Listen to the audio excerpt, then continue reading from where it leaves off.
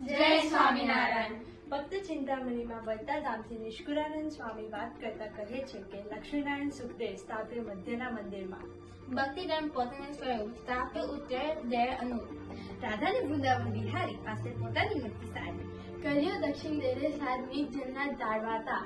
ભગવાન શ્રી સ્વામિનારાયણ પોતાના ગુરુ પાસેથી માંગેલું એક વરદાન કે મારા આશ્રિત સર્વે અન્ન ધન વસ્ત્ર સુખી રહે.